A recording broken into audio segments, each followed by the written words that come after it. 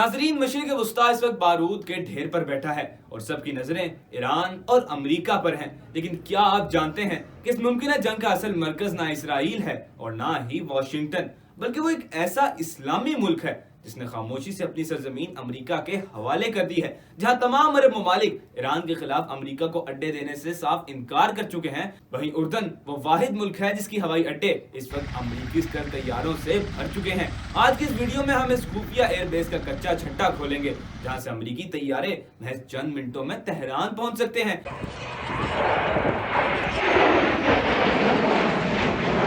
Iran के पास इसका तोड़ क्या है, और सबसे अहम सवाल, उर्दन जैसा मुल्क इतनी बड़ी आग में क्यों कूद रहा है? क्या ये इसकी मजबूरी है या कोई बड़ा आलमी मंसूबा? अगले 12 मिनट में आप वो सच जानेंगे जो खबरों की सुर्खियों से गायब है। उर्दन के सहरा में अल-अज़रक के मुकाम पर वाक़ है मौफ़िक़ साल्ती एयरबेस। बज़ाहिर ये एक आम फौजी अड्डा लगता है, लेकिन हकीकत में ये इस वक्त मशरिक़ वस्ता में अमरीकी फिज़ाइया का सबसे बड़ा लॉन्चिंग पैड बन चुका है। इस अड्डे पर अमरीका का क्या कुछ फौजी साजो सामान मौजूद है, जरा फहरिस्त मुलाहिजा कीजिए। F-15E स्ट्राइक ईगल्स ये तैयारे गहरे हमलों और फ़िज़ाई बर्तरी के लिए इस्तेमाल होते हैं। इसके बाद बारी आती है F-35A लाइटनिंग की, दुनिया का महंगा तरीन और ख़तरनाक तरीन स्टेल्थ त्यारा जो रडार की गिरफ्त में नहीं आता। इसके बाद बारी आती है A-10 थंडरबोल्ट की, जिसे टैंकों का कब्रिस्तान कहा जाता है। ये टैंक शिकन तैयारे हैं जो ज़मीनी फ़ौज की मदद के लिए इस्तेमाल होते हैं। EA-18G ग्रॉलर ये इलेक्ट्रॉनिक वारफेयर के माहिर तैयारे हैं जो दुश्मन के रडार और मुआसलाती निज़ाम को जाम कर सकते हैं। KC-135 स्ट्रैटो टैंकर्स ये फ़िज़ा में ईंधन भरने वाले तैयारे हैं जो लड़ाका तैयारों को तवील फासले तक मिशन करने में मदद देते हैं। एयर डिफेंस सिस्टम, यहाँ पैट्रियट मिसाइल बैटरियाँ नस्ब हैं ताकि ईरानी मिसाइलों या ड्रोन से बेस की हिफाजत की जा सके। लेकिन क्या ये अड्डा इतना बड़ा है कि ईरान जैसे मुल्क को चैलेंज कर सकते हैं? जी हाँ, हालिया महीनों में यहाँ अमरीकी फ़ौजियों और तैयारों की तादाद में 300% इजाफा हुआ है, और ये इस बात का इशारा है कि अमेरिका अब सिर्फ दिफा नहीं बल्कि हमले की भरपूर तैयारी कर रहा है। अब आते हैं इस सवाल पर कि ईरान के लिए कितनी बड़ी धमकी है।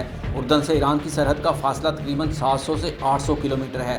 अगर अमेरिका अपने F-35 तैयारे यहाँ से उड़ाता है तो इनकी रफ्तार इतनी है कि वो सिर्फ 25 से 30 मिनट में ईरानी सरहद अबूर कर सकते हैं, और अगर हदफ तेहरान हो तो बस 1 घंटे से भी कम वक्त में अमरीकी बमबार तैयारे ईरान के दिल पर ज़रब लगा सकते हैं। ये फासला इतना कम है कि ईरान के दिफाई निज़ाम को अलर्ट होने का बहुत कम वक्त मिलेगा।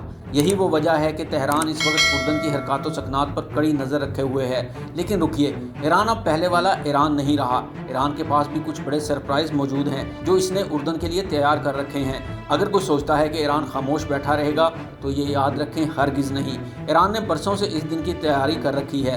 ईरान का पहला तोड़ है इसके अंडरग्राउंड मिसाइल शहर। पहाड़ों के सैकड़ों फीट नीचे ईरान ने मिसाइलों का ऐसा ज़ख़ीरा कर रखा है जिसे अमरीकी बमबार भी तबाह नहीं कर सकते।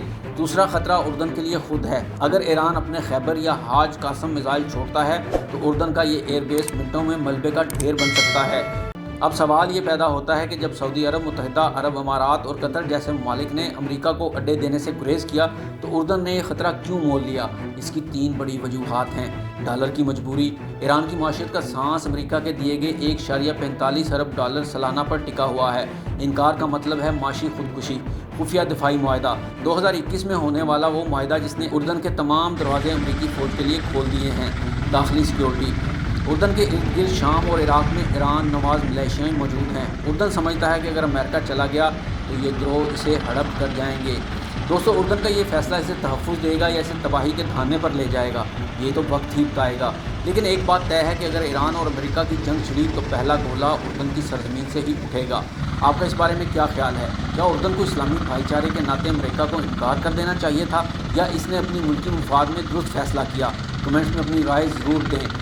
दोस्तों, ये थी मेरी आज की वीडियो, और अगर आपको लगता है कि मैंने कोई चीज़ गलत बोली हो या इरेलेवेंट बोली हो तो कमेंट में मेरे साथ जरूर शेयर कीजिए। उड़ान डिजिटल मीडिया को सब्सक्राइब करें और मोहम्मद हमदान आसफी को इजाज़त दीजिए। अल्लाह हाफ़िज़।